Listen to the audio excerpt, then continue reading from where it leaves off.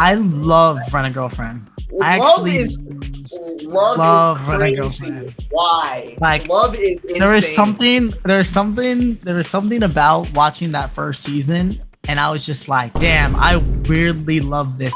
What's good, guys? I am here with a very special guest, a guy that I actually met at Dreamcon. Augie, what's good, bro? Yo, how's it going, everybody? I appreciate you having me on. Yeah, of course. Before we start, I just want to say, you really are like, you got one of those faces. Don't say it. I know you're gonna say it again. I You're want the to cutest protect guy at it. DreamCon. I want to protect this guy's face, bro. I'm like, bro, do not touch his face, man. I swear, every time we have a conversation, like it's literally the first thing you bring up. So I feel like you and your catching cute feelings ass, for me a little bit, I'm or just saying, what? man. I mean, My wife is not here right now. Ever. No, I'm not gonna say anything. Anyways, man. First of all, if you guys have not checked out Augie's channel, check it out because I actually like skimmed through some of his stuff and I actually watched a couple of things, and you're doing some good work there, man. I'm not gonna lie, some good work. Your most recent video, I actually really like vibed with. It's the ratings ruin experiences, whatever you titled it. yeah, why ratings kill enjoyment. Yeah, and it really does. I think it goes in the same realm as like hype also ruins your experience and like your enjoyment of of course. whatever. No. Yeah, it happens. I just want to say that's kind of the same thing though. Like hype and ratings, it's like if there's a really good rating, like 100% on something, that's kind of like my point with Full Metal. Was like Full Metal is the hype to it is like really high, so is the rating. So that's kind of like they go on one and one. You know what I mean? Yeah, that's why like Full Metal Alchemist Brotherhood. I'm gonna be honest, is like it's like always fighting for like my favorite series. But if someone ever told me like, nah, that series is overrated or I think it's just good, I'm like, I get it. I completely understand. And honestly, that's kind of what I'm going through with with One Piece. As you're a One Piece like fan, of course, you think One Piece is a masterpiece, which I can see why. I see why people call One Piece a masterpiece, but I've had like the worst interactions with One Piece fans online where like if I have a problem with the show or if I have a problem with the manga or whatever like that, they always like come at me. I actually had like 2 people told me to kill myself over One Piece just because just because I'm like, Luffy's really not like in my opinion, I don't like him as an MC, like I don't really vibe with them, and they're like, you should kill yourself for that. I'm like, what? That's crazy. I know we talked about this we talked about that briefly on the pod we recorded. Mm-hmm. I don't think I've ever experienced someone telling me to kill myself from a One Piece like opinion or like any anime. I've honestly had like some really I think it's just because I know who to interact with before. Like I can kind of tell if something is gonna grow up to be toxic or not. So I kind of avoid those kind of conversations before getting into them. And I think I just play my cards well with that kind of situations because I know there's a lot of toxic anime fans. I know there's a lot of toxic air quote fan bases. I don't want to group everybody into it, but obviously people go after like My Hero and like literally just any new Jump series. I feel like it has like kind of a toxic fan base because all those kind of like newer fans are kind of sprouting from like Twitter. Like they didn't grow up on it. They're kind of just coming into it. And I feel like that's where a lot of the toxicity kind of lies. Like the newer anime fans from like Quarantine and just a bunch of other stuff like that. Yeah. I actually heard your video isn't the first that I've heard of like ratings and like, hype like dying down on like your experience on a certain show or manga because I don't know if you know Doofy. I know Doofy. My name is Doofy. Yeah. Me and him, we share a bunch of like similarities in ways, but he actually had a video and we have actually had an interaction where like he's like, people who say like you shouldn't have a fan base ruin your experience is some bullshit because fan bases do determine sometimes whether if you will enjoy this. See, I disagree. Or this manga, really? Okay, I heavily disagree. I don't think a fan base. Like, let's say, for example, you wanted to create a series. You know what I mean? Mm-hmm. Let's say you're sitting down and you're creating a series for people to enjoy. And let's say that series is a hit and the fan base happens to be toxic, right? The people that support your series just happen to cause a lot of drama on Twitter or wherever. You know what I mean? Mm-hmm. I think it's not fair for you as a creator for the series. People love it for a reason, but, people can still be toxic about it. I think it's ignorant to have a fan base like that's just who you pick your communities with. I feel like if you have a fan base ruin a series for you, you're not really trying to, because you can easily separate yourself from a fan base and watching the show. You can isolate that away. You know what I mean? If you don't like the series because you don't vibe with the series and you just don't mesh with it, then that's fine. But if you have a fan base, other people's opinions, like that's another thing. Like that's why I'm like, it can kill your like that's kind of like somewhat towards my video, but it's not necessarily. It's a gray area with fan bases because I don't want to let someone else's opinion really. It's really hard to it's really hard to like explain because I mentioned it briefly in my videos. I didn't touch too much on fan bases, but specifically like ratings from my eyes, my perspective can kill my enjoyment, but not the like discussion of other people's. Like I don't know like what you mean by like let's say we're in a call, right, and we're talking about One Piece, right, and there's 10 of us and like only you're not that far in the series, so I feel like 9 of us are like being, let's say we're toxic about the series or whatnot, and it's just kind of ruining your experience with the series. I think that's ignorant to let that kind of consume your idea of this series being good or bad. You know what I mean? So I think what I mean by fan base, right?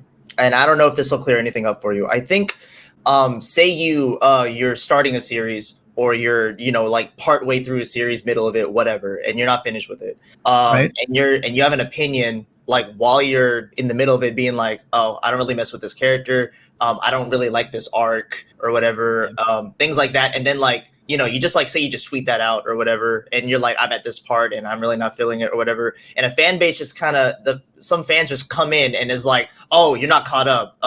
Your opinion's invalid, or like, oh, you should go like, just stuff like that. Where like they're basically shitting on your opinion because either you're not caught up or you have an opinion that's differing than most of the fan base, and it's like, that's what I think of when I see what you're saying now. I feel like we had a different take on like on fan base, because that's kind of like what I was mentioning in my videos. It's not necessarily like the whole point of that last video I made was literally that like if I see a score on Rotten Tomatoes for a movie, like a new movie that's coming out, a new Marvel movie, most people really shit on it because it's MCU's falling off, but like when I see a score, I feel like that can kill not necessarily the discussion about the movie, but like a certain rating or certain number can like it's engraved into my brain already. So like I feel like that's the preset for what I should be expecting for a series, a movie, TV show, manga, anime, whatever, doesn't matter. That's kind of like when it comes to actual discussion with people on like if I tweet something out while I'm watching something, I feel like their opinion to me doesn't really matter. It's more specifically ratings versus, but I guess like a rating could be. It's a weird gray area for me. Like I'm trying to narrow it down, but every time I try harder, like it feels like it's getting a little more difficult. No, I feel that for sure. And I do like that you added in your video, like there are series where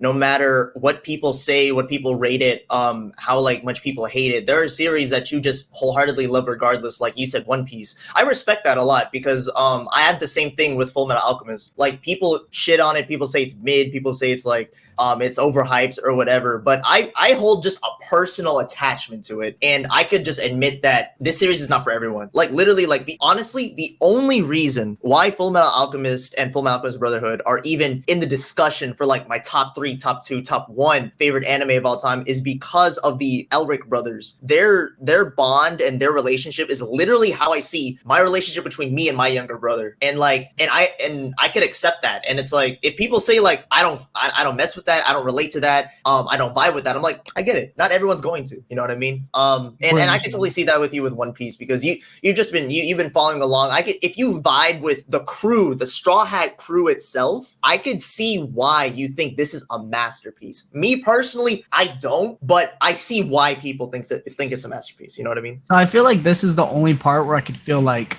a little bit of air quote toxicity could come into play, from my opinion. The thing about One Piece is I feel like there's an aspect to literally anything ever, like that. Not anything ever, but there's so many different ideas and ideologies, and just so much like realism tackled within One Piece that if you're a fan of Full Metal and you're not a fan of One Piece, in my brain it's like kind of how, and it's just like I think there's certain ideas that are tackled in Full Metal that are like, for example, like Ace and Luffy is like a good example of like Ed and Alphonse. I feel like their dynamic just is like, if you like that dynamic, I feel like that's the same thing you can get. That's just a small thing. Like you can get that with Luffy and Ace, and there's just something that in One Piece that can, how do I explain this? I think there's just something to offer for everybody, a fan of anything, any sort of media, and One Piece kind of puts like it rivals it all. Like I think One Piece just has a bit of everything. If that's to put it in short, I feel like One Piece just has a little bit of everything, and there's something for everybody to enjoy.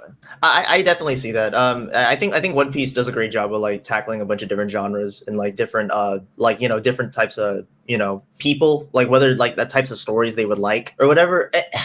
It's really hard for me to just like explain exactly what bothers me about One Piece, where it just comes down to it could be as simple as just you don't like, you're watching it and you're like, I can see why people like this, but as simple, like at the end of the day, it's how you feel. And if you're not feeling connected to the series, that's okay. That's fine. You know what I mean? That happens with a lot of people. And that was me with Full Metal, is that like I see the appeal for it. It's just for me, I think like, again, going back to the ratings, like I had this set standard that this was the best series ever. This was the pinnacle, the number one on Mal, the 10 out of 10 on everything, like everybody's list. Full Metal Alchemist Brotherhood is a masterpiece. And for me, when I set those standards, and that's not what I did with One Piece, because I tackled One Piece a lot early on, and it may have been different. If I started with Full Metal first and had no idea that it was a masterpiece, in my mind, it's a time and place thing with a lot of series. Yeah. I feel like if everybody, that's what I like so much about like the anime and manga community, is that it's a time and place thing for everybody. And I feel like if we were all at a certain time and place for every single exact series, we would all have the same opinions. And I feel like that'd be kind of boring. You know what I mean? Speaking of time and place, dude, I was thinking about this earlier. So I got into Attack on Titan when there were only 5 episodes out. I got into it when there was 4. So I went up to you by a little bit. No. You did. I got into it when there was 4. But can you imagine, like, what's crazy? Both of us like got in at the perfect time, because literally episode 5 is when everything changed. You know what I mean? Yeah, episode 5 is when everything changed. I was thinking, like, in my head, I'm like, what if like I got into Attack on Titan when like after season 1, when all the hype happened? I'm like, would I have liked it as much as I did? You know what I mean? Like, I don't think I would. And I think I got into it at the perfect time. You know what I mean? Because literally after episode 5, I'm like, I can't wait. I don't know about you, and it's just maybe because I've gotten older and things are literally just a lot different when you get older. But like, man, like back in the mid to early, like the mid 2000s, like 2010 through like to 2015, for me specifically, was I could watch anything and I felt so immersed in every single piece of media that I was consuming. But now, like 2016, 2017, 2018, consume more and more and more, all the way to like 2019, I feel like I'll watch stuff now. Like I'll watch JJK season 1. I'll watch all these new seasons of different animes. And like, I mean, yeah, it's cool, but I really just don't feel as immersed as I did. There's only a few stories, and it happens to only really be within manga.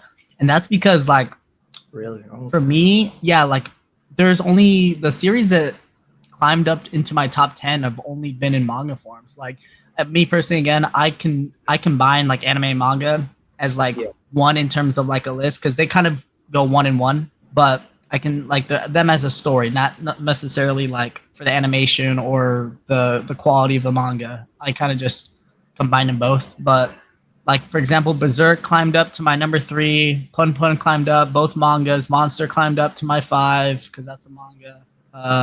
Like most of the series that really are my top 10 now are because of the manga. But for anime, like I just can't watch. I feel like I've just consumed so much where like there's nothing that really surprises me anymore. Really, like I gravitate towards, and I enjoy the new stuff that's coming out. Like for the last couple of years, when I really got into, I only started content in 2020. Like I started making YouTube videos in 2020, and I was enjoying everything I was watching and reading, but just not to that level of like, I feel like quote unquote nostalgia I felt when I first got into everything. I feel that for sure. I think well, for me, to give you more context, I've been low key, I've been watching anime like for 20 years. That's crazy. But basically, I quit anime in 2019. Like I completely like was like, I'm done with this. Like nothing like is good anymore. So I quit. And you quit at the time. Demon Slayer dropped, Promised Neverland dropped, Vinland Saga dropped, Fire Force dropped, Dr. Stone dropped. That's when I was starting to like.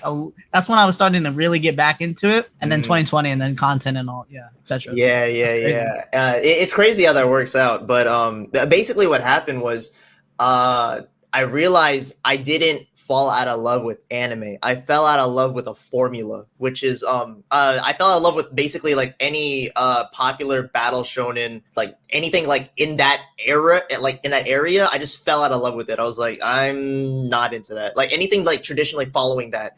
And Get you. yeah, and it's because like, when you consume a lot, it's you can pinpoint the like you can pinpoint the certain like tropes. I mean, like JJK is a prime example. Like exactly, yeah. Before the season 1 dropped, I remember reading it and I was just like, this is literally just Naruto, Shaman King mixed. Like it feels like everything is taking inspiration from its predecessors, and instead of innovating on it, it feels like it's just really combining a bunch of things. Obviously, as the series progresses, these mangaka can like really get into their own ideas, but at first it seems with like a lot of these new shonen series, they're really just carbon copies of like the predecessors. Yeah, that's why I think a lot of series in Jump are getting axed, is because like they'll get thrown in for 10 chapters and like they're like, this is, you know, people are tired of Jump.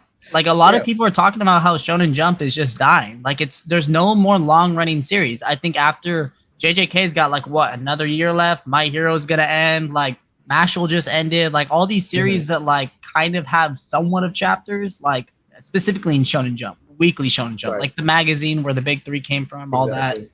They're all like, there is no like, because once one, like think about it, if you're weekly Shonen Jump, for example, like I'm gonna be knocking on Togashi's door as soon as One Piece ends. I'm saying, hey man, like I know your back's fucked up, but you gotta start writing this series because we need money. Yeah. I'd be shaking in my boots, because that's like, in my eyes, that's why I think they're trying a new series, axing it, trying another one, axing it, because they really want something to hit from the jump so they can make that a long-running series. But I think it just long-running series are dying. Like TikTok, YouTube Shorts, like people's attention spans are shortening, like short as hell, by as so much. And it's just, I think that's just like, that's how it is. And yeah, once One Piece ends, I think it's over. It's over is crazy. No, I genuinely think that, because they got 5 years to figure something out before, because I don't see Togashi ever again being as consistent as he was. Not that he was really ever consistent, but I can't think of another series they're gonna want. So they're gonna need something, is what I'm saying. You know. So you think like Shonen Jump is basically just like it's One Piece or nothing at this point for Shonen Jump? Well, obviously One Piece, it's like the face, right? They're gonna want a new face. They're gonna want something that is the face of Jump, because I don't think My Hero's not lasting 5 more years. Because it's not. JJK is done soon. I know that Akutami is gonna want to do another series. I was at the AX panel for that, and then Akutami was like, "Yeah, I want to continue to do manga," but again, another magazine can pick up that author. Yeah, exactly. It's just like Akutami could be like, "Hey, I want to go to Jump Plus where I can start doing monthly chapters," because Akutami's taken a lot of breaks like throughout JJK, like unannounced breaks, and like there is some, I don't know if you read JJK, but like there's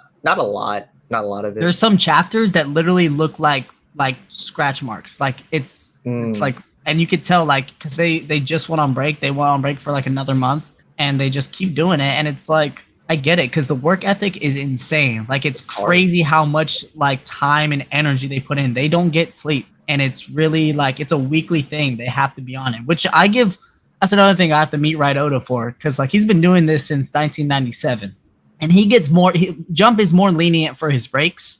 I feel like Jump wants him to take more breaks so that can extend the series of One Piece. You know what I mean? It can extend like the longevity of it, but if I was weekly Shonen Jump right now, I'd be shaking in my boots. Like I need a series, because they need a series within the next like year or two that is like at least 100 to 200 chapters in, because by the time One Piece ends, that series needs to be in like the 300 chapter range for it to be the face of weekly Shonen Jump magazine. So so I actually do have a really interesting question. When I ask this question, I know I'm in the minority, all right? Like, I know I'm weird for this. So how do you combine anime and manga? Because in my opinion, all right, let me just explain myself. Yeah. I cannot, I just don't see anime and manga as like, they're two different mediums. Right. Like, when I could tell, like, I will like this in anime form more than this, or I would like this in manga form more than this. Specifically, like, okay, Demon Slayer's mid. Everyone knows it's mid to trash. but at least if I watch this in anime form, it's bearable, and like I at least see pretty colors and great like soundtrack. With One Piece, if I watch the anime, I got terrible pacing and very sketchy like animation at times, and like honestly, like the One Piece manga is just way better paced and like it's easier to read. So it's like I can't like, and I know I'm weird. I know I'm the weird one. So actually, I think I'm the minority with that, because anytime I've talked to people, they separate it. Really, I've had a few people combine it. Really, because I actually, you know what's crazy? I don't know a lot of people that are like me that separate it. I know a lot of people that combine stuff. So this is actually interesting to me. So I combine them because I don't view things as enjoyment over animation or panel pacing or whatever. I think it's just because it's literally just like they're two different medias, but they come from like the same kind of like how do I explain it? Like they're both I combine them because of the story plot, like the plot itself, like the story itself, not necessarily what I'm like. I rate them as my like stories, I guess, not necessarily because like of that, like I said, like animation or the certain panels or pacing or whatever. It's just because they come from like you. Most of the time they start as because anime is literally just an outlet to promote the manga. Right. It is promotion. It is promotion for the manga unless it is an anime original, right? Mm-hmm. And that's why I think it's like at its core, it's like you're consuming. Obviously, the artwork in the manga could look shitty. I mean, you have One Punch Man, for example, like the web novels. The web novels, yeah, it's horrible. But like you're gonna say One Punch Man is good because obviously the Murata's artwork, right? Yeah, but it's amazing, freaking amazing. People can still read the web novel and whatnot and be like, this is a good series because of the story itself, not necessarily because of what I'm looking at. You know what I mean? Yeah, no, I feel you. I don't know. That's interesting though. I get both sides for sure. It's just me personally, like the core of it's usually the manga, and then they get an anime. So I just view it as the story itself, not necessarily the different medias. Okay, yeah. I mean, like totally. Like I see how you think like the storytelling in both anime and manga form are pretty much like similar enough. And unless it's like The Promised Neverland, where season 2 gets completely like. The story changes at all. That I'm specifically talking about the manga. That is crazy. 99% of the time, the story usually tries its best to be as faithful as possible. That's why I combine the both. I need to, you know what? I need to read Promised Neverland. I really do. I need to figure out what happened. What went wrong? Like I heard Goldie Pond was supposed to be the pinnacle, and then what happened? Like I need to figure that out. Goldie Pond, don't get too high for Goldie Pond. I think people do overhype it. Oh, really? Okay. In my personal opinion, I think people do overhype it. I enjoy a lot more of the arc after it. I don't know what the name of the arc is. That's crazy because I like it more. But Goldie Pond's more recognizable to like a lot of the fan base. And I think it's just because a lot of times, man, like when it comes to a lot of these series, like we talked about on the podcast, Chimera Ant arc, people gas the fuck out of Chimera Ant arc, bro. And it's all over everything. Nobody talks about anything else except Chimera. Well, that's not true. But for the majority, it's usually Chimera Ant arc. And that's why I'm like, to me, it was like, it killed my enjoyment for the series because I knew it was going to be a masterpiece. Like, I thought. Weird. I'm like. Actually, to go back to what we talked about earlier, like consuming anime, I consumed JoJo's in 2019. So. Wow, that's an anomaly. For sure. I consumed JoJo's in 2020. Yeah, that's good though, because you got all of Golden Wind. Yeah, I did. Oh fuck it, let's just go into JoJo's talk. Because, this guy, because this is the main reason why I brought you on, because I rarely get to talk. I rarely get to nerd out about JoJo's with anyone because some people just don't want to watch it, which I get it. It's weird, whatever. I love it. So. Pretty much, JoJo's brought me back into anime, by the way. Okay. In 2020, I was bored as fuck because all I did was work and came home, obviously, because of the pandemic. And so I was like, well, JoJo's on Netflix now. I might as well watch through it because people keep saying stuff about it. I dropped it 3 times in part 1. I'm sorry. Part 1 was so hard to get through. But then once I got through part 1, I was like, dude, JoJo's is freaking amazing. Like, you know what's crazy is like that's a series that obviously got animated a lot later, but it's a series that came out before a lot of the 80s. Tradition in the 80s. And that's why I think, like, honestly, I'm gonna write this down for a video idea. Literally just got a video idea in the middle of it. But like, there's certain things like JoJo's and Devilman Crybaby. Well, Devilman. There's certain series that get animated a lot later, and people are like, "Wow, this is really good," and it's like different. This is making me get back into anime, or like, but it's because it's the older stuff. It's the older stuff, and I think like the reason why Jump, like I said, Jump is dying, and like literally a lot of anime is just becoming so like it's so repetitive, is because everything is being taken from all of its predecessors, and nobody's really knowing how to innovate things properly. Obviously, there's a couple series that are pretty innovative, but like, boom, Vinland Saga is another one. Vinland Saga, everybody loves Vinland Saga because that's a series that came out a lot. I think it came out in 2006, 2005, 2006, somewhere around there. But JoJo's like a lot. Like JoJo's came out in like what 2012, but the first the anime in 2012. Yeah, the anime. Yeah. But obviously, a lot of people get into. I'm pretty sure Part 4 was in the 90s. But anyways, like all those kind of series are a lot older, but getting animated now, and that's why I think a lot of people like it, because it's not. It's more of the original idea, and it's not so much of an amalgamation of things that predecessor took from, or they took from their predecessor. What I love about JoJo's, right, is that it's a long-running shonen that doesn't get old. Like people, like look, I had a conversation with my friend who like he can't stand JoJo's, and his reasoning is the reason why I love it is because it changes with each part. The characters change, but the story is still that family. It's still. The whole point of JoJo's is destiny between Dio and his lineage and Jonathan with his lineage. It's literally just destiny where these two families are going to fight forever throughout the generations. And they change throughout each part, which I love. It doesn't get stale. It actually, to me, it gets better and better because it's like, all right, how are they going to do it this time? And it's always different.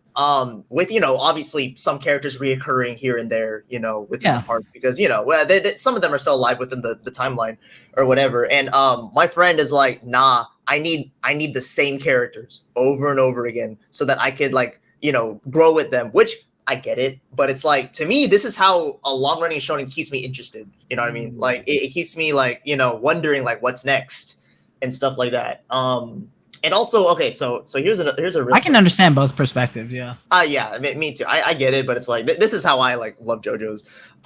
So what's up with you and Part 2? Why do you hate it so much? Because, or, like, not hate, but, like, you just dislike it more than, like... It's my least favorite part, and he's my least favorite Joestar. Time and place thing, dude.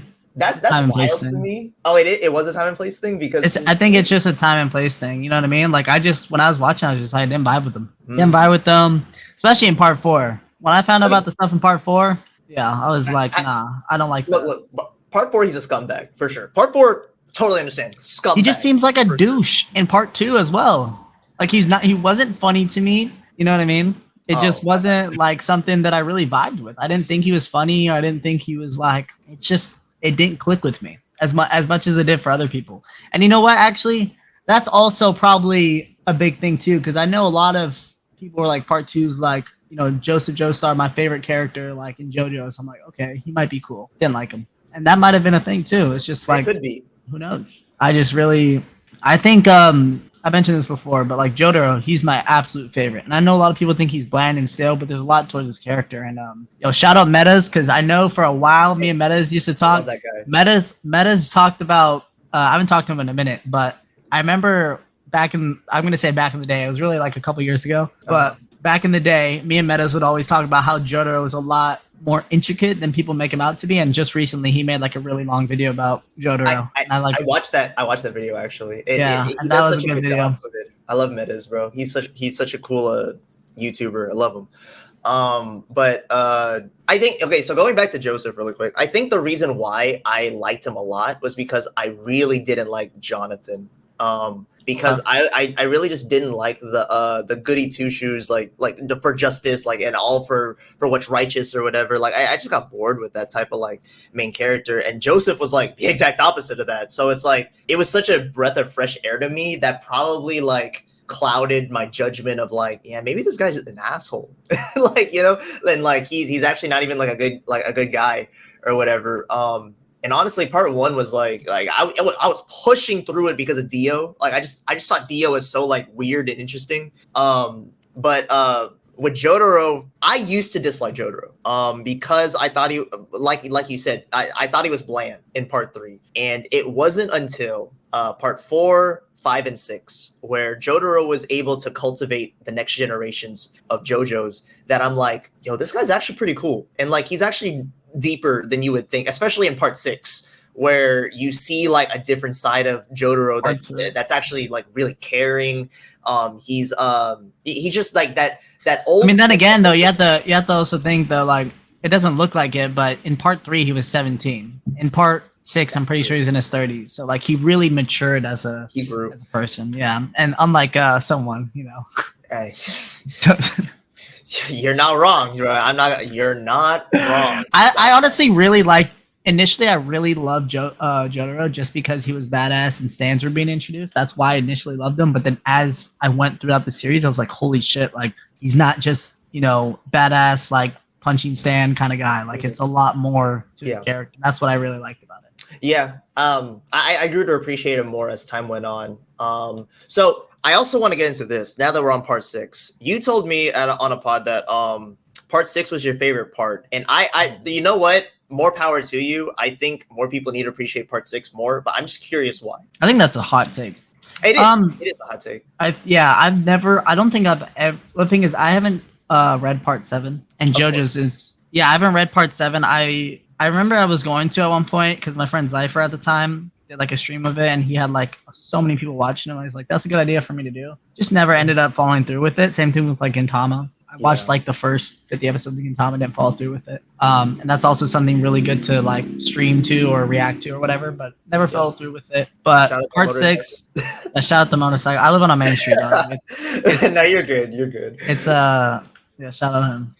But I really just like the idea, and it has nothing to do with like feminism or nothing like that, but I really like the idea of having a female protagonist for a series like JoJo's. Yeah. I really like that, and especially the dynamic between her and my favorite character, Jotaro. Like Jolene and Jotaro, like that was the biggest thing for me. I think a lot of the stands were cool. I don't really, most of my knowledge from like rock bands or anything like that comes from JoJo's. So I had nothing to do with that, but I also just thought like, it's very basic opinions, to be honest with you. Like, it's nothing too deep. I just like the stands. I like the fights more. I enjoyed the plot more than a lot more of the other parts. The thing is, I'm not the biggest fan of part 4 just because it felt like a whole Scooby-Doo kind of thing for me. But I mean, it was interesting. A lot of people will cook me for that. I don't see the appreciation for Kira as a lot of people put him up to be. Same thing with like Diavolo. It's really just Dio for me, and Dio's also not a big part of part 6, but well, he is. Yeah, he is. But that's also it's just Jotaro and Dio. I love that dynamic. Like for me, it goes part 6 and then part 3. I just love those characters a lot more than I did like with. Actually, I think I'd say part 6 then 5 then 3. I think that's what I said last time. It might have just changed right now. But I think you did say part 5. Yeah, I think you did say part 6, part 5. The thing is, part 5 had the thing is, I really miss JoJo Fridays because JoJo Fridays literally was like the best time to be in the community on like Twitter or anything, literally just anything. The discussion with weekly JoJo's, because a lot of people didn't really know what was going to happen week after week because JoJo's is just such an older series. People didn't bother to like people that are new fans of anime and people that have just got into it. Even in like me, I had no idea what JoJo's was until like I watched the anime. I heard about it, but I was just never really interested into it because of the art style or like everything like that. That's it puts off a lot lot of people. I used to think the art style was ugly, and then like exactly. I loved it after. I think everybody thought that. I think any fan of JoJo's really thought that. It's different and it's unique, and it was uncomfortable at first, but then I really got used to it. I really started fucking with like any sort of vibe, any like sort of color palette that they changed in Yeah. different emotions, different like just anything, honestly. And now I love the artwork and the dude and the I've read some of the manga of Steel Ball Run. The colors, like when they do colored manga spreads, I'm like, yo, this is insane. Like, and I stopped reading the manga because I'm like, damn, this would be so cool in anime form. I already know too. The manga diehards are gonna go, oh, this isn't it. Because to be honest with you, the Part 6 anime, for me personally, I think it might have be because of the bulk release. They did 3 bulk releases. That was not it. That was not it. It was not it. It was not it. It's and either it didn't have all of it at once or weekly. No, not even. You know what I mean? Not even. I think JoJo's has to be a weekly experience because that's because after even Part 4, I know a lot of people were talking. I wasn't into it at that time because it's like 2016. Part 5 weekly, perfect, literally perfect.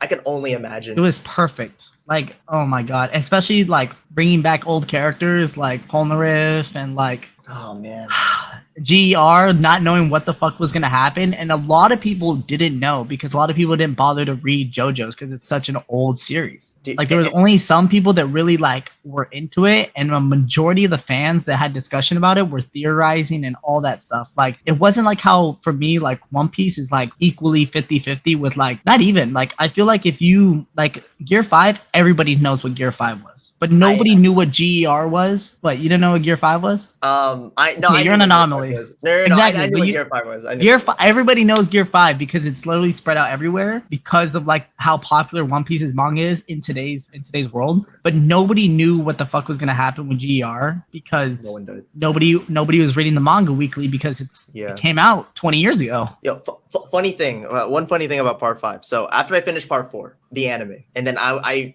started Part 5, and then I was like, if I read the manga, I get through this faster. So I dropped the anime at episode like 3 or 4. I read the manga up until they revealed what King Crimson's ability was. I was confused as fuck. I like flipped through the pages like constantly, like, what the fuck is it? Like, and he's explaining it. I'm like, I don't understand it. So I was like, fuck. It's very even when I watched the anime, it was a little hard for me to understand. Yeah. And then I finally started to realize it. Yeah. Yeah, it's explained way better in the anime. Like I went back, I even forced myself to be like, I'm just gonna watch from where I dropped it because I'm like, I'm gonna get confused if I like just pick up where I was confused. So I was like, fuck it. So then I marathon through all the anime up until King Crimson. I actually marathon through all of it. And then when they got to King Crimson's part, I was like, oh, that's what he meant. And I was like, yo, this is one of those moments where I'm like, yeah, I think the anime did it better. Instead of the manga. It was one of those weird things. It just triggered a memory. But JoJo's is such especially with Part 5. I was confused, me personally. Even I didn't read the manga, so like the anime, I was confused on like really how his ability worked, and then I put it into perspective of like editing in a YouTube video, and then I was like, oh, that makes more sense. Oh yeah, that does make sense a lot. Yeah, you're right. Like editing a video on like Vegas or something, like cutting it out and replacing it with something else. That's how it worked in my brain. That does make a lot of sense. And you know, GER, that thing is a cheat code. Like I understand why Araki never made a stand like GER ever again, because that shit was just like I don't want to spoil it for you, but you know, stuff in there's another stand that's like, let's say like GER is like the ultimate shield. There's another stand that's literally like the ultimate sword. Wow. Okay, I'm actually excited now. I'm excited. So that's a big discussion with that stand and GER saying which one is. Oh, you know what? You know what I'm talking about? I don't want to spoil it for you, so I don't want to say anything. No, don't say anything. But I've seen Meta's titles, and I'm like, and I saw something against GER, and I'm like, I don't. Okay, that's cool. And I never watched it because I'm like, it's in the manga, whatever.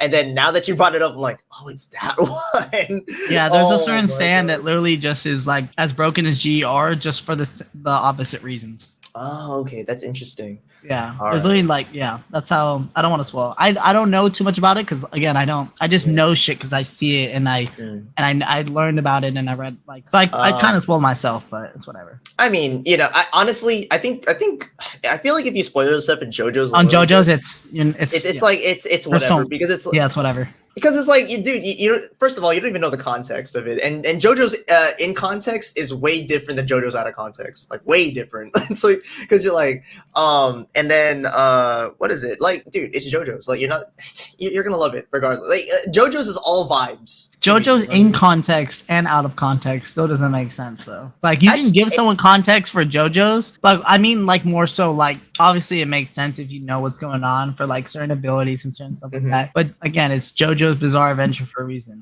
You're gonna show someone, explain them the full context, and they're gonna be like, I don't get it. I don't get it. Yep. And it's gonna be like, that's JoJo's. You'll get it once you start. The gears will start grinding as soon as you start like consuming the series. But until then, you're just gonna be like, what the fuck is going on? Yeah, RJ, finish part 3 already, bro. Damn, you've been on part 3 for 2 years. We can finish it, bro.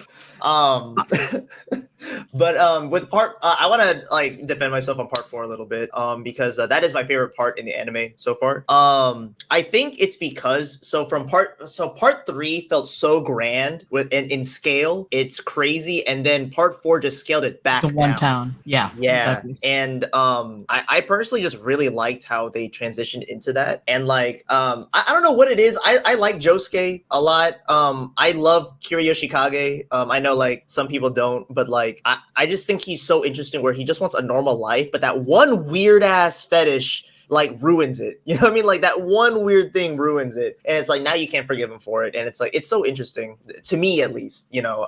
And he's so different from Dio. It just felt like a nice breath of fresh air, because even part 2 felt super like grand, you know what I mean? Like part 2 and 3 just felt like so like huge, and scaling it back down, it's so far few between where you could scale something back down and it still hits, and part 4 was that for me. So that's just my thing. I like part 4 a lot, you know. I mean, I enjoyed part 4 a lot too. There was a lot of moments, and yeah, I mean, part 7 is grand. It goes from, well, I don't want to dox myself, but it goes from the area I'm around all the way to like it's across, you know, like basic. I know it's. I know. I read a little bit of it. I know where it starts. Yeah, exactly. Yeah. So like it's pretty grand, and yeah, I like that.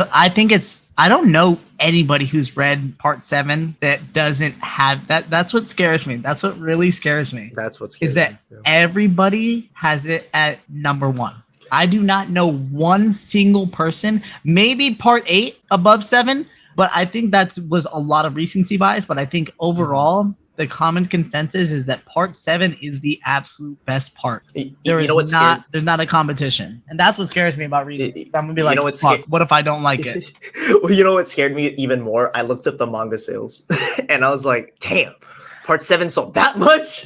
But like, the thing is, part 7 is the part. I don't know if you know this. JoJo's is for majority, it was a weekly Shonen Jump series. Parts I know. 1, 2, 3, 4, 5, and 6 was weekly Shonen Jump. I know. And then part 7, so part 7 went into a monthly release in a different magazine. And it turned into a seinen too. And it changed, so it changed it felt like more. Honestly, it's always felt more like a seinen. It did always felt more like a seinen. This entire series, but that's because I feel like there was no standard rules that Jump had. I think Jump is so weird because back in like the early Jump, all the way up to like, let's say like Yu Yu Hakusho, like or the early 90s, it had like you can do whatever you want. And then as soon as like all these similar shonen series started dropping, like it had like a standard for what you need to do in the magazine. And then Chainsaw Man dropped, and then it changed everything. Like it's like do what you want again. Right. So it's a weird cycle. It comes back. It's weird. Yeah. Like so I think because like Chainsaw Man, if you show this to someone and don't tell them what demographic it is in, they're gonna be like, oh yeah, that's if you explain what a shonen is and what a seinen is, I'm like, oh yeah, that's a seinen for sure, 100%. Same thing with Attack on Titan. You would be like, oh yeah, that's a seinen. But it does, it does feel like that. But it's like, no, it's a shonen. And I'm like, it's a shonen series because it is in the Weekly Shonen Jump magazine. So I guess like it's a shonen. So yeah, we can go all day with JoJo's, but there are some other things I wanted to talk about. But I'm glad we got to do this for sure, man. This is great, man. You guys, catch up on JoJo's, like especially you guys at the Flow. Hurry up, River's still on part 1. Like, dude, that's 9 episodes, dog. You can do that in a day. He's on episode 6. I'm like, bro, come on, hurry up, bro. Dang. But yeah, so like I said at the beginning, we met at Dreamcon, and you are a con goer from what I know. What do you mean by that? Well, you've been to AX and like that was it. AX and just Dreamcon. That's well, I've been to Comic Con too. That's it. Those are the only 3 cons I've been to. So out of those 3, which one did you like the most? See, that's funny because I like Dreamcon the most, dude. Honestly, it was unorganized, but I really liked it. I like the convention or for everything outside the convention. All right. I liked it. Okay, I'm being honest. Specifically the convention. Okay, let's talk the anime convention. So AX and Dreamcon, right? AX, it was impossible to get anywhere I needed. It felt like I was so close to everybody. Listen, you did not know whether someone was going to be absolutely reeking of like BO or if they had like the most like majestic perfume possible. Like you didn't know. Every time it was a different smell. Like you walking past all these people, it was a different smell. You didn't know what to expect. Sometimes it was horrible, sometimes it was good. But for the majority, I'd say I don't even have a good sense of smell. I really don't. It's like my least like sensible like sense, whatever. But I smell either really, really shitty people or people that smell really, really good. And it's usually like the cosplayers that are going above and beyond that make sure they smell really, really good. See, you know what's crazy? At Dreamcon, it was the cosplayers that smelled bad. See, I didn't really have a problem with Dreamcon people smelling just because it felt more. There was one time like at Dreamcon where everybody was squished together trying to get to the main stage. But other than that, like I liked going into the exhibit hall and being able to walk freely. You could not do that. You could not do that at AX at all. So AX, it was just like, so imagine like, so I'm imagining the Dreamcon like exhibit hall. Bro. Like how would you be able to like move in AX with the exhibit hall like that? It was like, it's bad. I'm so glad that at AX, I had industry pass. So I was able to like go upstairs and just like chill in the lounge. And there was like a view from above and it looked like, and everybody was like an ant, like squished together.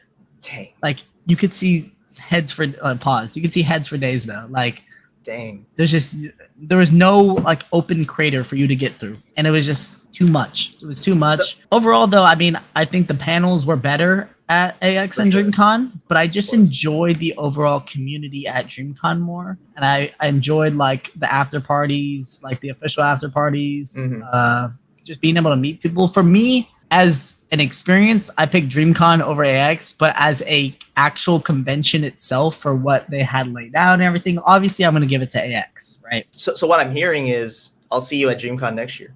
I'm for sure going next year. And I'm for sure going to try to get a panel. Like I want to get a panel and make sure I can. For sure. I will go. I will go to your panel straight up and like argue with you for sure. Dude, yeah, for sure. And I liked that experience of going to people's panels, not knowing who they were, and they were just having a discussion and everybody was just throwing the mic around and having like a Discord call, but IRL. Like, yeah. That's what was nice about it. I'll try to go out with you next year. I just need it. I think I need like I think I need something like a drug or something to like like keep me like alive.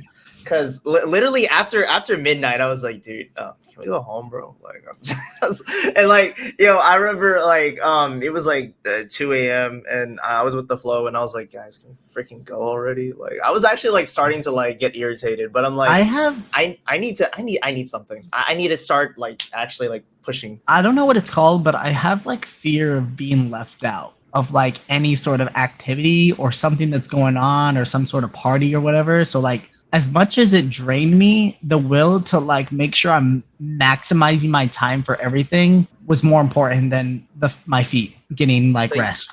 So you got crazy FOMO, is what you're saying. That's what it's called, fear of missing out. Fear of missing out. Yeah, I have FOMO. I have FOMO for sure. Oh, okay. 100%. Because I thought about it, and my friend was like, "Yeah, you have." I didn't know. I forgot what it was called, but yeah, you're saying it right. It's FOMO. Oh, okay. Yeah. I mean, there's nothing wrong with that, especially at your age. Weird me saying that. If that felt weird coming out of my mouth, but like at your age, I totally understand. You want to just go out like all the time. I get it. Experience your life, bro. Trust me. It's not gonna last forever. Like, and I'm pretty athletic now, so like it really. And I stayed there for a week. Mind you, if I stayed there for the same time you did, I feel like you. What day did you leave on? Sunday or Monday? I left Sunday night. So yeah, if I would have left Sunday night, I was still going to like. When it really hit me, because I was there Wednesday, Thursday, Friday, Saturday, Sunday. And then by one Monday hit, that's when I was like, damn, now I'm tired. Those other days though, I was good. I was good to go. The energy I held when I first met you and everything I was saying, that stuck through all the way through until Dang, like bro, Monday. I could not. By Sunday, I was like, all right, I'm done. Yeah, that was me by like when I left on Wednesday. When I left on Wednesday, I was like, perfect. I'm fully drained now. Like I'm good to go home.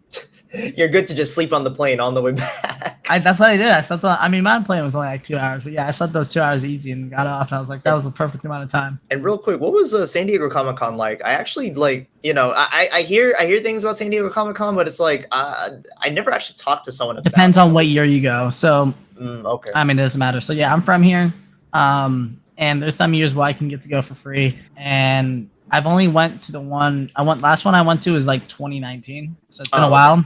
But it really just depends. Like 2019 was great because that's when all like the Marvel stuff was getting announced and everything. Infinity War or Endgame. Infinity War, Endgame, yeah, like all that stuff. That's when everything was coming out. Like it was just a good time for like I went 2018, and then they were showing the stuff. I'm pretty sure they showed the trailer for Endgame there that year. That year, I could be wrong. I forgot. I know I went to multiple Comic Cons, but really just depends on the year, man. But I think the experience is great, and I live here, so it's like just go home kind of thing. I don't have to stay at a hotel, so it's not a true con experience, in my opinion. It was when I went to AX and I like got a whole Airbnb and everything, and like same thing with Dreamcon, like that same thing. I felt like it was like it was more fun getting out of my area. Like I know this area and everything. So man, I used to say. Man, I used to like it when Dreamcon was like up in the Dallas Fort Worth area because it was an easy it was just. But you went last time? So okay. I forgot. I never told you this. I went to the very first Dreamcon, and this is And so the second this was my second Dreamcon because I didn't go the other times because you went to the very first one. How many people were there? We had 500 something people there, I believe. The first it was. Did you meet all the guys? You met all of them, right? I met Desmond and Leland, I believe, that year. Yeah, I met two of them for sure. The only issue was there was not much to do at the time. It was literally just like, it was just like a huge hangout. And what's funny? I actually bought tickets like the day before like the first Dreamcon because it was so easy to just like get it at the time. And so like I thought, oh, that's cool. This was a cool thing to do or whatever. And I just never went back. For either I was busy or like I forgot about it or something. And like, or no, I think I always miss the deadline to buy tickets whenever I remember to that Dreamcon was coming around because obviously like I forget how big Dreamcon gets and I'm like, oh wait, I have to buy this way ahead of time and they're all sold out. All right, never mind, maybe next year. So hey, I'm glad that the Flow managed to get a panel this year, so I remembered to get tickets and I'm like, all right, I went to Dreamcon again, see how this goes. It's in Austin this time. It actually. Do you drive or you flew? I drove. So it's from Dallas to Austin. It's a 3.5 to 4 hour drive. It's a 4 hour drive for me because I like stopping and like taking breaks and stuff in between. Yeah. So, yeah. I mean, it was cool to have my hotel room and stuff like that, and it was a walking distance to the convention. It's like I can kind of just go out and do what I want. But man, it was so much more expensive. That's the only problem. It was way more expensive than what it used to be. But I had a lot of fun for sure, and I definitely want to do it again, especially if the Flow has another panel. Or maybe you guys stay in the same hotel or like what? So I'm the only one from Texas, and I was not a part of like the Airbnb process for them to get their own Airbnb. So I kind of just got. Plus, like low key, I wanted to be able to sleep whenever I wanted. So like I was like, I just got my own hotel room. Okay. Or whatever, and the guys stayed over at my hotel room whenever like they got tired of like the convention, but they didn't want to Uber back, so they're just. You stay at the same hotel, like the Hilton? I stayed in what was it called? The Fairmount Hotel, which was like 5-minute walk. Oh, okay. Okay. I feel you. Yeah. There's so many people I got to meet. It was just such a cool. It was so River was one of them, but like. I followed River. I followed you guys like literally like a couple weeks before DreamCon because I just seen your guys' stuff. And I like sometimes I just like sometimes if I see something that's cool, I'll like I think that's usually just how Twitter works. If I fuck with your content, I'm a sub or follow you. And it's kind of just like a handshake virtually. You know what I mean? It's like if you I follow you, you follow me back. We don't have to really DM. Sometimes it happens, but like I feel like it's just appreciation for like what you guys are doing. Yeah, for that's kind of what it was. And then he walked up to me. And a few other people, like a few people that I didn't have to like, I never talked to or anything, but they just saw me off Twitter or like YouTube or whatever, and they just, it's such a weird thing, especially like such a weird thing. I don't know. It was such a surreal experience, but just having those. I mean, I feel like it gets easier as you grow, I guess, or just becomes more natural. But for me, it was just like it felt cool, but it was weird. It was interesting meeting you in particular because I didn't watch any of your videos when I first met you. Like I only knew you through mutuals. Like I heard RJ say something about you. I heard Ina. I met RJ like really randomly at a random club, and I recognized his face because he has his face in all his videos. And I met him with Sabrina or Ina. Yeah, I know. Yeah, of course. Yeah. And I was like, "Oh shit, you're RJ," and he's like, "Yeah, like I tried having you on a video one time, and you ghosted me." And I was like, "Oh yeah, my bad." That's crazy. It was like no, yeah, because it was back in like 2021 though. It was like a while ago. Sometimes like messages go through requests and but yeah, it definitely. I think I saw the message and I just forgot to respond. Oh my gosh. Yeah, but it was cool. You know, like that's what's making me more motivated to make more things and do a lot more things now. Like especially with the people I met. Like I want to take advantage of like the opportunities I've been given and start pursuing more stuff. Because before, like in when I started content in 2020, 2021, and then early 2022, I was pretty much on a real grind, especially during quarantine, like when I had a lot more free time. But I graduated 2020. So look, put this in perspective. I'm class of 2020. My senior year was that March. After that March of 2020, when COVID really hit for everybody.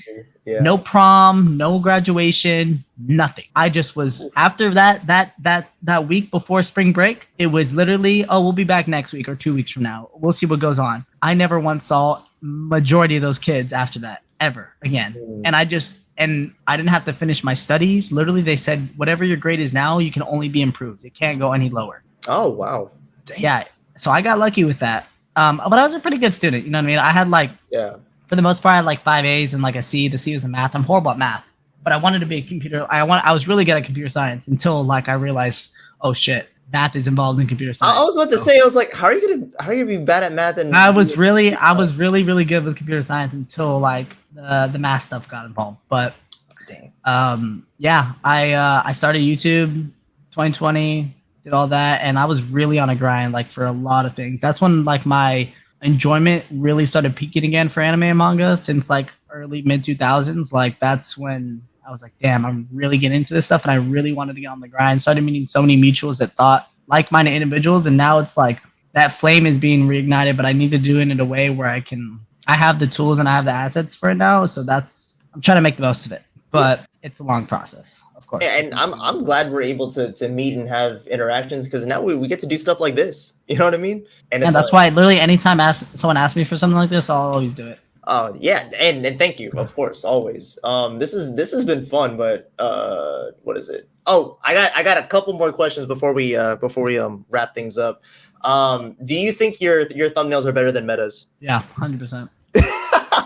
Dude, I you know what? I actually looked at both of your thumbnail game like before we did this because I was like, do I really think Meta's is better? And I'm like, damn, low key, they're like pretty comparable. I don't know which one I like more. So I hate and I've always told it to his face because me and Metas used to talk a lot. Yeah. So before back in the air quotes day when I did like content a lot, I had like the way I essentially blew up or like was starting to my peak, you know what I mean? Like when I was popping was when I started like doing the paper tear trend thing, and everybody started copying that. Everybody, I mean, like literally everybody. I had like even people like Afro said something about my thumbnails one time. Like a bunch of like big Caleb City said something about my stuff one time. A lot of bigger creators started saying stuff, and a lot of people started taking like my style and like just running with it. And I was like super OCD at the time. So if you look back to my thumbnails, they all actually like, it's a paper tear, but they form together like a wave. Like that's how OCD I was about my stuff. Okay. Yeah. So like even just on my channel now, I stopped caring. And to this day, I'm actually going back and like changing all of them to a unique style because I'm so tired of it. Like I'm really like, it's drained like like my creativity. And for the longest time, like I was just doing the same thing. So now I'm just trying to like, I really like messing with colors, and like the last like 4 or 5 thumbnails have really just been me expressing my creativity as an artist. I don't really care. I'm at a point with my channel where it's like, at least with the main channel specifically, is I want to express my creativity and my passion, and I don't really care like for numbers or anything. Back in the day I used to. That's why I stuck with that style and didn't express my creativity, but that's when I kind of started falling off. Like I like lost a lot of love for making content because of that. Oh wow. And that's why now I feel like the most ambitious about it, because I'm able to express because I've spent, like, a lot of people talk about my thumbnails and saying like you have some of the best in the game. Like anytime I meet a creator, literally you, like literally anybody IRL, they're like, your thumbnails are awesome. I'm like, cool, thank you, but can we talk about like my content? You know what I mean? My videos. It's like my videos is like my only thing, but I appreciate it because it is what I spent the most time on in that and scripting. Scripting, I revise a lot. The one thing 100% though, the thumbnail process is like what I love just experimenting with, and like really like trying to find a new way to innovate the game. And that's what I mean, I did it once. Who says I can't do it again? You know what I mean? Like, facts. I did it once, so, and it worked for a while, but now I'm just like slowly changing everything to like a unique kind of thumbnail. So that side's gonna fade away, and I'm sure I'll keep a few, but yeah, that's just a little thing about my thumb. Definitely better than Metaso, to answer your question. So I ramble a lot. Definitely better than Metaso. No, 100%. I'll tell it to his face, and I always told him. Hey man, I don't like the boy. He's definitely gotten better though. I like his newer stuff than I do a lot like his older stuff. He's definitely gotten better. But I don't like the borders. I'm not a fan of it. Let's just say I'm biased because he's a JoJo's YouTuber. But let's just say Fair. that. But okay. This would actually. So you did a video on this, but I didn't have time to watch it before this. So I'm just gonna ask you straight up. What do you really like about Blue Lock? Because I see you talk about Blue Lock every now and then of like, oh my gosh, it's amazing or whatever, and I'm like, Blue Lock's just kind of like I mean, okay, I like it, but like what about it, dude? So Blue Lock, I think it's probably like my 4th or 5th or 3rd most viewed video, but like that Blue Lock video I made back 2 years ago or someone now. Damn, it's been a while, like a year ago, 2 years ago. That video is like the most personal video I have on my channel. Oh, I need to watch it then. Okay. Yeah, it's like my most personal video. And I read like Blue Lock, I think it's just, it clicked with me, and I like was able to understand a lot of the tropes and a lot of like, because it takes for most people and most series and just anything in general, to be honest, you need to reread or rewatch or reconsume something multiple times to fully understand it. And with Blue Lock, I got that like throughout the first read. Oh, okay. And that's kind of what I feel like really made me love Blue Lock, because I'm not a soccer player. Like I know Mass for a while had like a big thing with Blue Lock, never wanting to read the series. I think, did I mention this on the podcast? I don't think you did. Okay, so short story, Mass man. For a while, he tried to go professional for soccer. It didn't really work out because quarantine and the channel got in the way. But he hated Blue Lock because the whole point of Blue Lock, air quotes, the whole point of Blue Lock is to to form a striker and become the best striker, and teamwork basically is demolished and all that stuff, and your ego is what's most important. But with Blue Lock, that's what's supposed to, like, it's like with Ava, it gets you kind of like you go into the series thinking like, oh, this series is going to be like about mechs only. It's really not. It's like once you start actually reading Blue Lock and understanding throughout the series, it's really not just about having your ego shine through everything. It's slowly but surely forming like a team in a way where it's the character Jinpachi Ego in this series is doing it in a way where it's like he knows exactly what he's doing. I don't know if you read or watched Blue Lock, but like a character, for example, I watched it. For example, like Gagamaru, like everybody's a striker, but Gagamaru is literally the perfect goalie. Like he can be like, he's so tall and like it's easy to like, he's making a goalie, but he's making it so like it's very like I need to like write my thoughts down, and it's a lot of it's in my video where I can like fully express how I feel about the series and how the details that go into it, but it's a lot more. It's a lot more than what meets the eye, and that's what people don't understand because a lot of people drop Blue Lock and get frustrated over the series before they even really understand what it's about. And it was easy for me to get into it because again, I didn't play soccer. I didn't know anything about football or soccer or whatever like before that. So I just enjoyed it because like these guys are trying to like it was cool. Yeah. But then I really was reading into it and like the tropes and everything of like how everything was working. And I talked about it in the first couple minutes of it, but like I was never on a team in high school or anything. I was never like I surfed. I competed in surfing competitions and like interesting. So it's more like a solo kind of thing. Anytime I was in some sort of sport environment, it was all solo. So like experiencing like that. So like what? Tennis? Yeah. Kind of, but surfing is more just about like tennis. It's a solo sport. Like yeah. But then once I feel like you're playing a sport with a bunch of people that are trying to solely take the ball and score for themselves, the more and more you get into it, like they're forming a team. And I think my theory for Blue Lock is that like there's only going to be one, like they say there's only going to be one striker to come out on top to become the striker for Japan. Mm-hmm. But I think it's really just going to be the whole team. Like I think if they're going to form a team with strikers that, for example, like Yagamaru, I think by the end of the series is going to be the goalie for Japan's team. Mm-hmm. He went in as a striker and wanted to only be a striker, but that's not what's going to happen. Like he's forming the best because they know Jinpachi Ego knows that these strikers are the most egotistical ones possible, but he's forging them into other roles without really telling them. And so it's interesting. Because this whole time, Gagamaru, like he's literally the goalie. Like you know what? Yeah, now I think about him, like it's weird when you say it because I'm like, but he clearly has the he's made some shots before, but like yeah, exactly. So it's like they understand very quickly early on in the series that like, hey, in the first match they had, they all chased after the ball, and they realized, hey, this is not going to work. Mm-hmm. It's not going to work if we all just do this. So we actually have to play as a team. And slowly but surely, even in the manga now, like they're in like the high league. So like they're playing at a level where they actually have to play more than just a striker, but they have the egotistical mindset to push past beyond their what's capable of what they can actually do. And they actually have to continuously keep elevating and growing. And that's like, I think that's why Ego chose a striker, because they're always innovating and growing. That's why I think the main character Isagi is like his whole thing is metavision and like being able to read the field and figure out what's best to do.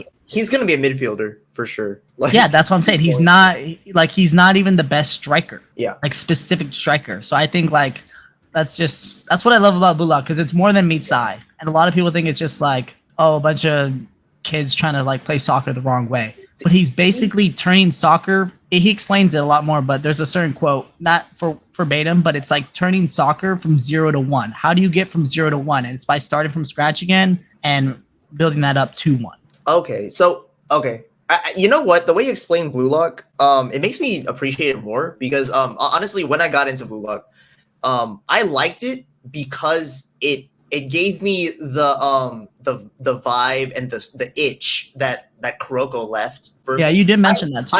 I love Kuroko's basketball, and I know it's not the best anime, but I love it to death so much. And I used to play basketball, I liked Kuroko because it wasn't realistic. Like it was having fun, and I could tell it was having fun. And the way you explained Blue Lock kind of reminded me of like why I liked Kuroko was because that's the same vice versa. I've heard a lot of that too. Like a lot of people that like Kuroko also really love Blue Lock. I just haven't got that far in Kuroko. Yeah, you know, it's because people see Kuroko and they only think, oh, basketball with superpowers. Like it's just battle shonen basketball, but it's actually more than that. Like what you said about Isagi, like, trying to be a striker, but he's a midfielder. You know what I mean? And it's like I think with Kuroko it's slightly different where like people see Kagami, who's one of the main characters, and he's selfishly like being like, oh, I want to be the one that wins the game for us, and like I'm going to get stronger for me because I want to be the strongest. When it turns into I'm going to be the strongest and best player on this team so that it'll open everyone else up so they could do their thing and we could win together type shit. And it's like, it kind of gives me that vibe of like, like Kuroko just left something for me, and it's like no other anime besides Blue Lock was able to scratch that itch of like I need an anime like this again, and I'm so glad Blue Lock came along and like blew it out of the water. And also like I have a little bit of bias towards Blue Lock because the first video I made that like got even a little traction was a video that I called Haikyuu Does Nothing Special, and it has Isagi as the oh no way. And how do you feel about Haikyuu? I like Haikyuu, but I like trolling Haikyuu fans. Really? See, I love Haikyuu. Haikyuu's my #1 sports series, and it's in my top 10. Don't get me wrong. I think Haikyuu's a great series, but I just have a personal attachment to Kuroko. And whenever I tell Haikyuu fans that, they get all like defensive, and I'm just like, all right, I'm gonna troll then and start. Like I was in my hating phase at the time where I'm like, yo, I'm gonna have to troll the shit out of the Haikyuu fans. And then when Blue Lock came along, I was like, perfect. I'm gonna make a video about why Blue Lock does a lot of things better than Haikyuu, and like it blew up in not the best way, but it blew up a little bit. I was like, yo, it's great. But you know, so for anyone on my channel that thinks I'm still a Haikyuu hater, I actually like Haikyuu. Surprise! I actually think Haikyuu's a good anime, but you guys make it too easy to troll. I'm sorry. It is what it is. Haikyuu fans, My Hero fans. They kind of are an amalgamation of one, and you know what I'm talking about, like the really weird ones that will easily fall for any kind of troll you have possible. Exactly. And it's like the only thing I really like about Haikyuu fans is I think when it comes to the good ones, at least the ones that don't ship every character together, those are the bad ones. But for the majority, and this is why I really want to get more into Gintama, because Gintama's community, not being a part of it, I've only seen love to the story and the appreciation towards the story.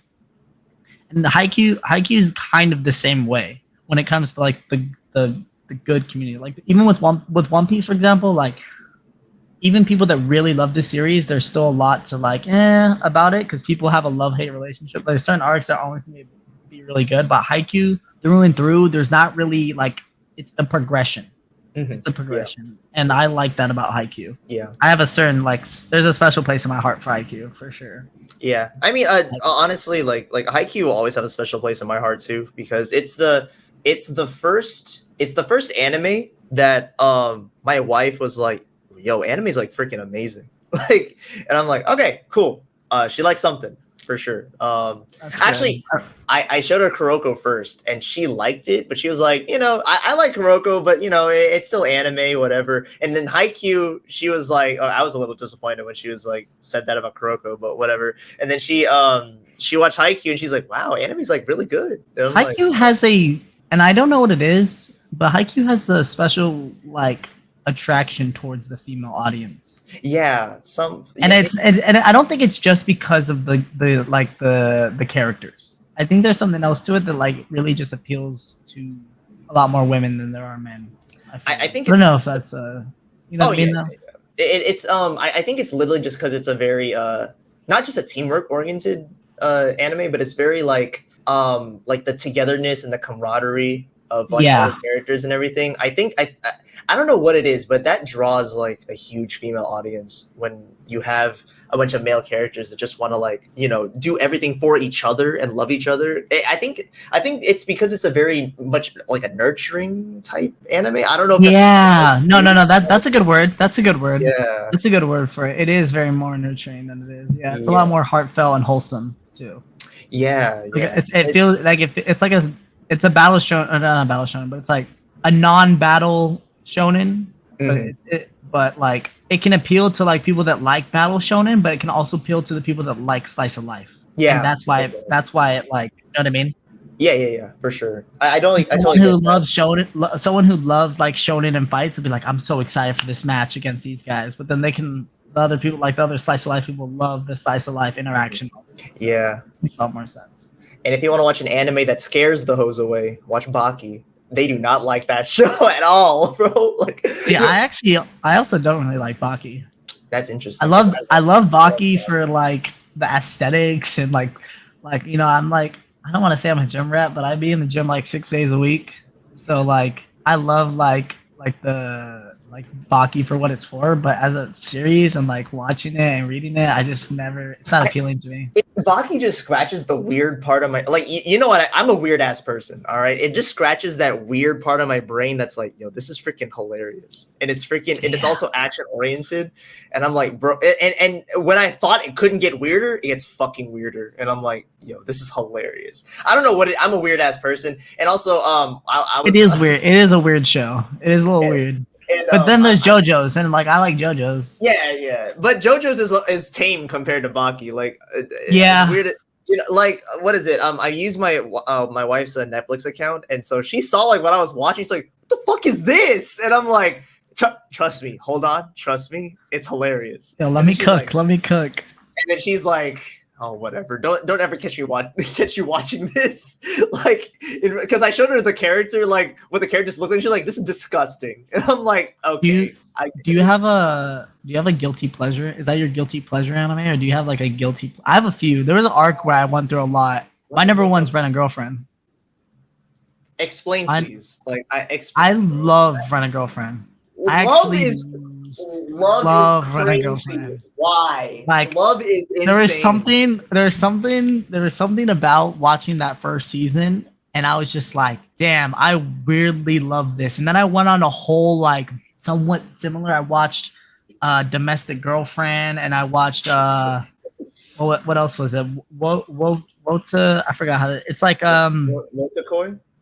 Yeah, Love is Hard for Otaku, and like a bunch of those kind of shows like in quarantine, and I just like went on a huge arc of that kind of stuff. Horimiya is another one I really, really love. Kaguya-sama's okay. That's another hot take. I don't think Kaguya-sama is as good as a lot of people say it is. You know what? I said that and I got shitted on for it. Like I thought. It was I got shit on big time. I was like, I like it, but I don't think it's as good as people say it is. And then I got shitted on that take. Like, but I can understand because like I don't know what it is, man. Like there was something that just itched with Rent a Girlfriend for me, where I was like, I love this series. As soon as that anime ended, I was like, manga, reading it all the way through. Read that shit all the way through. I was like, damn, I fucking love this. There was even a point on like a side channel I did for a while where I was making Rent a Girlfriend reviews, reviews. That's insane, bro. Like they're gone now, but like, you know what? I'm gonna let you have it. I'm like, I'm sure it's time and place thing, dude. I think low key, like I feel like it's not that I related to Kazuya in any way, shape, or form because I was never that down bad. But I was like down bad for Chizuru. Like Chizuru is my number one waifu. See that I get. I get.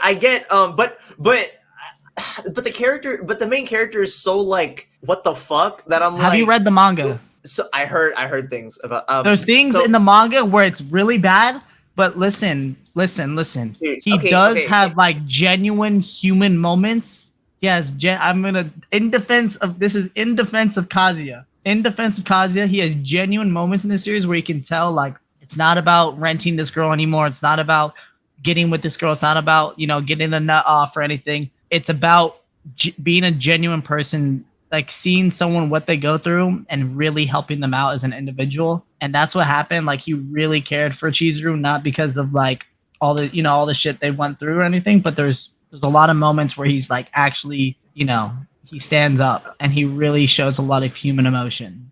See that when you put it like that, it sounds cool. But when Ina told me there was like spoilers for Rent a Girlfriend manga, by the way, I don't even know the context to this. Oh, the nut in the pool? What? No, I was gonna talk about the used condom coming out of her purse or some shit. Nut in the pool. Okay. Yeah. So you never seen this. You never seen the panel where he's like he nuts just the thought of her about fucking her. I think. Or no, he yeah, it was bad. I'm pretty sure he nutted to the thought of I'm still behind because I'm like 30 chapters behind. I like to let them build up. After I caught up, I was like, I need to read it in bulk. But there was one thing, and it was everybody was like, what is the creator doing? And then this is when I was like, damn, I can't say anything about it because I'm pretty sure it was one of two things. One, he was in a pool and Chizuru he nutted to the thought of someone else fucking her, or was the thought of him fucking her and he nutted in the pool. He nutted in the pool for sure. One of those two things. And that's where I was like, damn, I can't defend you on that, man. But there are moments where I can. It's like it's just hard to defend you when you do something like that. It's really hard. Future me, remember to make this into a short. Just Yeah, 1 hour 27 minutes. Please, like, let me, dude. That is. You love this story? You love it? Bro, it's hard to defend, but when you're on a weekly basis with a really good stretch of chapters, really good, like, he's really doing a good job as a person, and you're reading that and you're like, damn, this is good, weekly kind of thing. And then you get hit with that, it's like, damn. For example, it's like, oh my gosh. Oh man, I don't even know, dude. Like, another thing I wanted to kind of talk about is like, how do you feel about, like, can you separate an artist like for what they do as a person, even if they're shitty? For example, Rurouni Kenshin's author. You know how he had like the 5 terabytes of CP? Yeah, like the 5 terabytes? 5 terabytes? You know how large that is? 5? You know how much terabytes? Terabytes? Do you know how much 1 terabyte is? 1,000 gigabytes.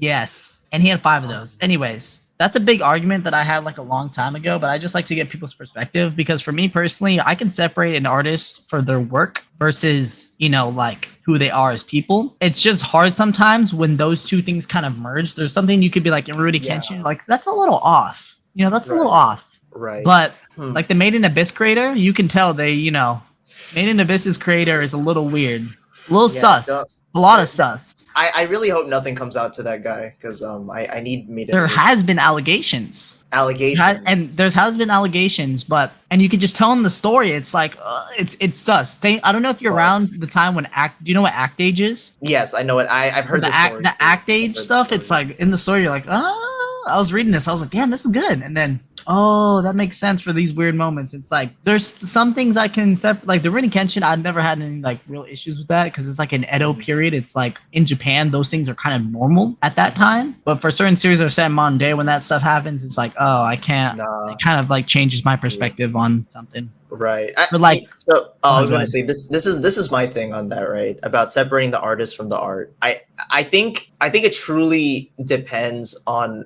one, what they did, and two, can I see it in their art, which you've already said. Like, I don't come across this too much in anime, like from things I like, and the artist just comes out as like a scumbag. But I'm gonna use music for example, right? Like, I can't listen to R. Kelly's music anymore because there's too much of his what he did in the music that he. It's not funny, but I was gonna let that go. It's dark humor. I'm sorry. Yeah, no, you're good. It's like yeah, I can't listen to his music anymore because I could clearly tell like the type of music he wrote was because of the stuff he did, and I'm like, oh, this is trash. And I secretly could still listen to Kanye's music because none of the stuff he said is what's in his music. So it's like I could kind of like I'm cool with still listening. I don't give a damn. I listen to Kanye. I don't care what, like he has some wild takes, and there's a lot of things I think that I'm like I'm not a huge Kanye person, but I love his music, and I don't think like much can really. I don't know. He's a air quote freedom speaker now, so it's like it's just weird. He's weird, but it's like he's a huge influence in my life. There's a lot of messages. You know, there's certain things that like I feel like if you take some bad moments in his life and you amalgamate that as that person being, you know, it's like right now he's kind of iffy. But if you have to think of all the good moments, it doesn't really change that. Like, it doesn't change them as a whole, as a person. You know what I mean? You can't just put the bad moments and assume your opinion on that person fully just on those couple moments. More than a couple. But there's a lot of more than a couple good moments, too, especially with Kanye. Yeah, like, I can't erase the fact that I wore pink polo shirts because of him. Like, I can't erase that. You know what I mean? Like, that is, like, he was just a huge part of my life. And it's like, as long as... you know, he doesn't go full on R. Kelly, like I'm good. You know what I mean? Like, but he doesn't have R. Kelly stuff in his songs. Exactly. So we're good. Exactly. So even if he did want full R. Kelly, are you still listening to Kanye? In secret. The songs that you really enjoy. In secret. I will never say it out loud, but probably in secret I could. I'll listen to it. And that's kind of like my point. Like, same thing. I didn't like, for example, the whole thing with Ezra Miller and The Flash. Like, everybody I think a big reason why The Flash bombed, it wasn't the best movie. I don't know if you've seen it. It really wasn't, but I don't think it's as bad as a lot of people say it was. I don't think Ezra Miller is a good Flash, but I think there are certain things about that movie that were really good that got really didn't get really talked about because it was just, oh, Ezra Miller did all this. You know what he did, right? Like the whole Yeah. domestic abuse and all that stuff. Like, yeah. I think a lot of people really didn't watch it just because of that. And I mean, obviously, there's more than just him working on this movie. There's thousands of people working on it. It's like, it's not really fair to give it like, you know what I mean? That's just me, because I can separate what he did. You know what I mean? As bad as it, as bad as it is, and there's a movie called The Perks of Being a Wallflower where I really like his role, him as an actor. And that doesn't change what he did. Doesn't change I'm not condoning what he's done. Right. It just doesn't change my perspective on a movie because of that stuff. You know, he did that, and I can separate the art from the person. You know what I mean? Even though he is the same person, I'm looking at him. Yeah, of course. And when it comes to The Flash, I didn't watch it not because of the stuff he did, but I just don't trust DC to do anything right now. So I was just like, I'm not gonna waste my time on this until it comes out, in streaming services. Because if history serves, usually disappointed. So I'm gonna not waste my money going out to the movies for that personally. Yeah, I'm not too big of a fan. I mean, I like the Batman, like the Matt Reeves Batman. If it was 30 minutes like less, I would have loved it. Really? I love the third act where he like comes down from the ceiling, he saves the day, and like all the water comes out, and that whole motorcycle scene where it felt like it took too long. I felt like it didn't feel like it was needed. I don't know. It was one of those things where I felt like once he caught the Riddler, it should have been good there personally, but I don't know. That's just me. I can understand that. I rewatched that movie 3 times in theaters. Damn. I was like, I rewatched a lot of movies I really enjoy. Like I watched Spider-Verse 4 times. Are you a film guy? Like yeah, that's what I want to do. Is like, if I had I think River asked me, it's like, what if I had a dream, like what would it be? And like for me, I want to become like the next George Lucas. Okay, because I know RJ and Ina also like went to film school and stuff, and like I love film. Like it's that's why it's so hard like only uploading stuff about anime and mangas, because there's so many different things in pop culture related.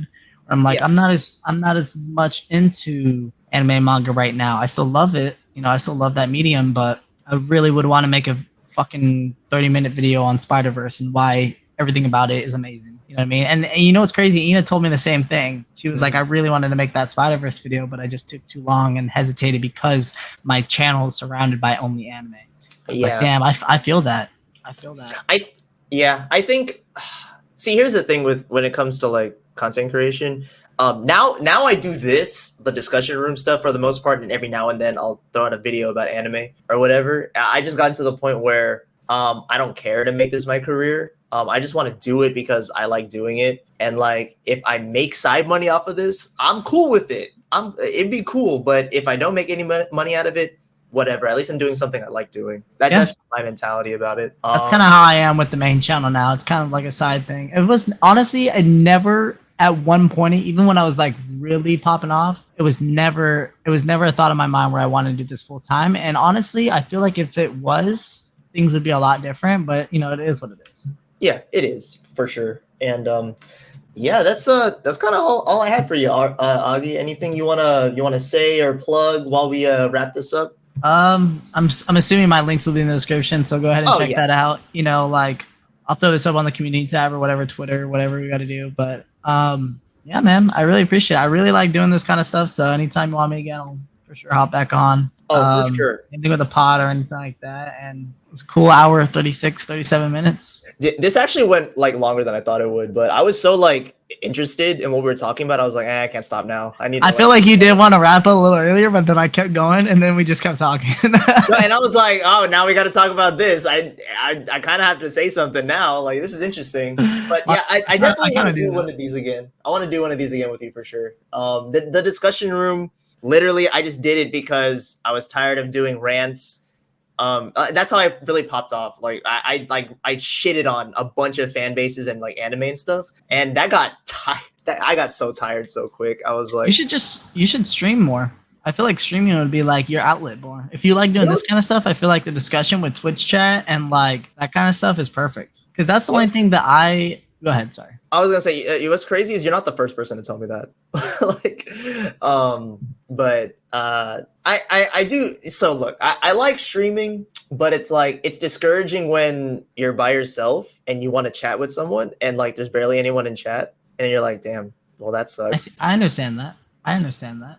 Yeah, for sure. But yeah, it's definitely something I want to think about for sure. Get back into screen. That's such a weird spot. You kind of just like, yeah, that is weird, especially like when you're kind of just starting out, for sure. I understand that. Yeah, I mean, I love having conversations with people. Like, I think it's just fun to like pick at people's brains and stuff, and like try to learn new things, and so just talk about stuff that we just mutually like find interesting. And yeah, and you're a JoJo bro, so I will definitely keep you in mind for back. You know what's crazy? I was thinking like, yo, what if I bring Augie back on when Part 7 comes out? Yo, I'll be down. This will go crazy. Anyways, thank you guys for watching. This has been great. Hey man. The first thing when you said you love Part 4, I was like, damn, you should just call this Moriocho Radio. Like, you know, at the beginning, like yeah. Like that would be like, that's crazy. Is it? Dude, I wonder if that's a copyrighted thing. I'm gonna figure that out now that you say that. Probably the Oreo music. I don't know. But to be fair, JoJo's itself is a whole copyright. Like they have to avoid copyright every time, like every episode. So they have to, in the English dub, they have to change all the names because it's all copyrighted and stuff. They even do that in the sub. They do it in the sub too. They say it in the yeah in Japanese, but they don't say it in the subtitles. Oh, I never say it in the English changing. I will always call it Sticky Fingers, never Zipper Man. Like I will always say Sticky Fingers regardless. Never. Like nah, like dude. Man, all right. Before we go another 20 minutes talking about JoJo's, let's get out of here. Thanks, guys. See ya. Later.